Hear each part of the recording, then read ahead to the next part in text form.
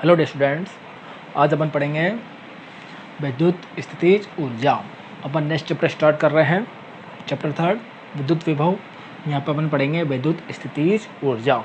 अब देखो, स्थितिज ऊर्जा है, वैसे तो अपन ने 11 में भी स्थितिज ऊर्जा पढ़ी थी। 11 में कौन सी? गुरुत्व स्थितिज ऊर्जा। मीन्स कोई भी पिंड है उसको पृथ्वी की सतह से कुछ ऊंचाई पर स्थिर रखने के लिए जो कार्य करना पड़ता है वही किसके रूप में जाता है? स्थितिज ऊर्जा के रूप में। और अपन ने स्प्रिंग के लिए भी स्थितिज ऊर्जा पढ़ी थी। कोई स्प्रिंग है, उस स्प्रिंग पर अपन ने बल लगाया, या तो इस तरह से लगाओ या इस तरह से लगाओ, तो जो अपन को कार्य करना पड़ा वह कार्य क्या होगा?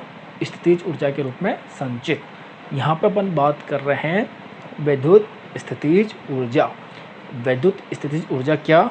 देखना, कोई भी अपने पास एक परीक्षण आवेश है, उस परीक्षण आवेश को विद्युत क्षेत्र के अंदर लाने में जो कार्य करना पड़ा वही कार्य क्या होगा? वही कार्य स्थितिज ऊर्जा के रूप में संचित होगा, जिसको बोलते हैं अपन विद्युत स्थितिज ऊर्जा। वो कैसे? मान लो कोई अपने पास आवेश है, स्रोत आवेश, वो विद्युत क्षेत्र उत्पन्न कर रहा है, और कोई परीक्षण आवेश है, उसको अपन विद्युत क्षेत्र के अंदर लाएंगे, पर जो विद्युत क्षेत्र है, जो स्रोत आवेश है, वो क्या करेगा? इसको प्रतिकर्षित करेगा। मान लो ये धनात्मक है, ये भी धनात्मक है, तो अपन ला रहे हैं, ये इसको प्रतिकर्षित कर रहा है। तो इसमें जो प्रतिकर्षण बल लग रहा है, उस बल के विरुद्ध अपन एक बाह्य बल लगाकर उसको कहाँ ला रहे हैं? उसको ला रहे हैं अपन विद्युत क्षेत्र के अंदर। तो जो अपन कार्य कर रहे हैं वही कार्य क्या होता है? वही कार्य विद्युत स्थितिज ऊर्जा के रूप में संचित होता है।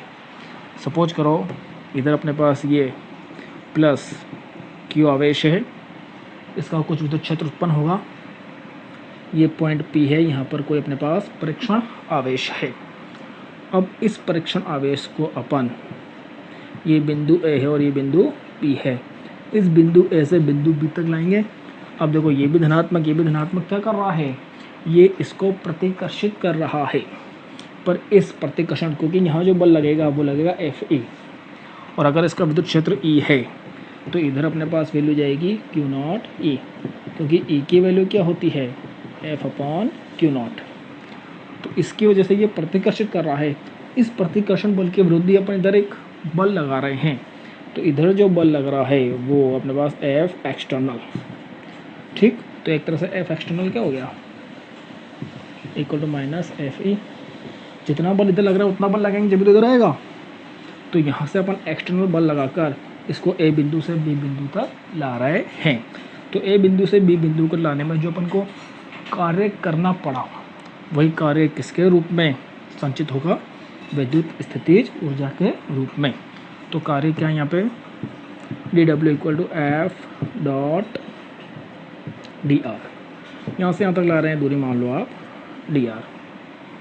ठीक, तो यहाँ से W क्या हो गया? ये एक्सटर्नल है, integration F external dot dr। अब ध्यान देना, F external equal to minus Fe, तो ये हो जाएगा minus Fe dot dr equal to minus Fe dot dr। ये आ गया। अब Fe की वैल्यू क्या है? Q0E, तो ये क्या बन जाएगा अपने पास? Q0E। तो यहाँ से ये बनेगा W equal to minus Q0E dot dr। Q0 बाहर जाएगा,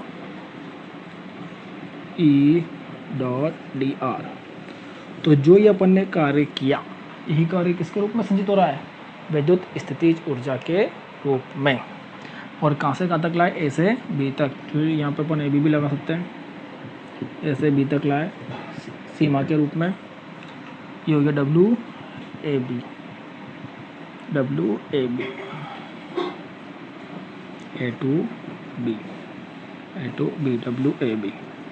अब जो कार्य स्थिर ऊर्जा के रूप में संचित होता है, तो स्थिर ऊर्जा अपने पास हो जाएगी। देखो, यहाँ पर जो ऊर्जा मानेंगे अपन A बिंदु पर वो UA मान लो, B बिंदु पे मान लो आप UB। तो ये WAB क्या हो जाएगा? UB माइनस UA, क्योंकि अंतर हो गया ना। ए बिंदु पर अलग है, बी बिंदु पर अलग है, और बी बिंदु पर स्थितिज ऊर्जा का मान ज़्यादा है ए बिंदु से। क्यों? क्योंकि ये प्लस क्यू आवेश है। ठीक, ये क्या है, पास में है, ये दूर है, तो पास में होगा, जितना ज़्यादा पास होगा उतना ही ज़्यादा प्रतिकर्षण बल लगेगा, और जितना ज़्यादा प्रतिकर्षण बल लगेगा उतनी ही ज़्यादा क्या होगी, विद्युत स्थितिज ऊर्जा।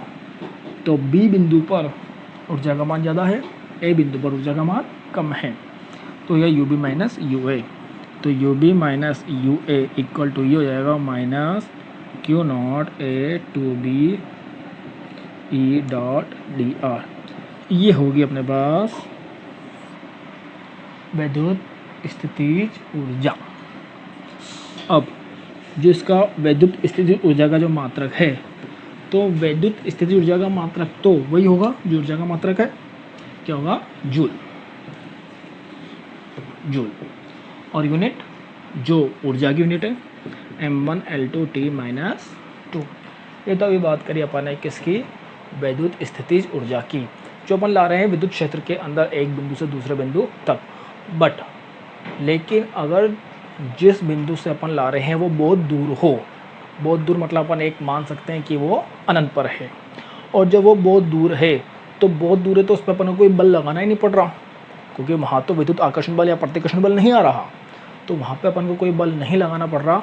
तो कोई बल नहीं लगाना पड़ रहा तो कार्य भी क्या होगा, जीरो, और कार्य जीरो है तो ऊर्जा भी क्या होगी, जीरो। तो जो अपने पास ये था U B minus U A equal to minus Q naught A to B E dot D R. तो यहाँ पर इफ यदि जो पॉइंट ए है वो कहाँ पर है, इनफाइनाइट पे है, पॉइंट ए अनंत पर है, तो अनंत पर क्या होता है, अनंत पर जो विद्युत स्थितिज ऊर्जा है वो होती है शून्य। तो u इनफाइनाइट है अपने पास जीरो, तो यहाँ से हो जाएगा U B minus zero equal to minus Q naught A to B E dot D R. ये आ गया किसी भी एक बिंदु पर विद्युत स्थितिज ऊर्जा। अब ये तो होगी विद्युत स्थितिज ऊर्जा। अगर अपन बात करें विद्युत विभवांतर की, तो नेक्स्ट है विद्युत विभवांतर। देखो, जो भी अपन ने विद्युत स्थितिज ऊर्जा पढ़ी, विद्युत स्थितिज ऊर्जा तो क्या, कोई भी अपने पास एक परीक्षण आवेश है, उसको विद्युत क्षेत्र के अंदर एक बिंदु से दूसरे बिंदु तक लाने में जो कार्य करना पड़ा, वही कार्य क्या था, विद्युत स्थितिज ऊर्जा। पर जो विद्युत विभवांतर है वहाँ पे डेफिनेशन यही है, बस यहाँ पर जो अपन ला रहे हैं परीक्षण आवेश को वो क्या है, एकांक है। तो अपन यहाँ पर इसको इस तरह से डिफाइन कर सकते हैं विद्युत विभवांतर को, कि कोई भी एकांक परीक्षण आवेश है, उस एकांक परीक्षण आवेश को विद्युत क्षेत्र के अंदर एक बिंदु से दूसरे बिंदु तक लाने में जो कार्य करना पड़ा, वही कार्य अपने पास क्या होता है, विद्युत विभवांतर।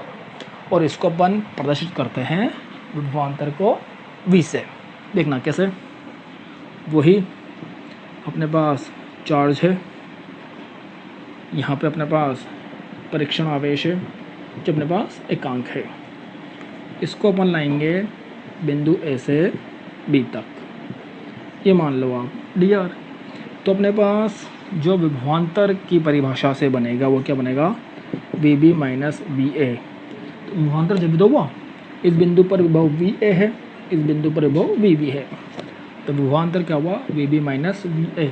VB minus VA equal to W upon Q naught. मतलब एकांक परीक्षण आवेश को विद्युत क्षेत्र में एक बिंदु से दूसरे बिंदु तक लाने में जो कार्य करना पड़ा, वही कार्य किसके रूप में हुआ, विद्युत विभवांतर के रूप में। अब यहाँ पर भी एक कंडीशन है, अगर ये बिंदु A है, ये कहाँ पर हो, अनंत पर हो, तो अनंत पर तो ऊर्जा ही जीरो है, तो अनंत पर ऊर्जा जीरो है, तो अनंत पर विभवांतर भी क्या होगा, जीरो, क्योंकि अनंत पर इसके द्वारा कोई प्रतिकर्षण बल लग नहीं रहा। जब इसके द्वारा कोई प्रतिकर्षण बल नहीं लग रहा तो लाने में अपन को कोई कार्य नहीं करना पड़ा। जब कार्य ही नहीं करना पड़ा तो प्रति एकांक आवेश पे जो कार्य हुआ वो भी क्या हुआ, जीरो। तो VA क्या हो गया, जीरो। तो यहाँ से क्या हो जाएगा, VB minus zero equal to W upon Q naught. तो V equal to W upon Q naught. तो ये जो है इसको बोलते हैं अपन विद्युत विभव,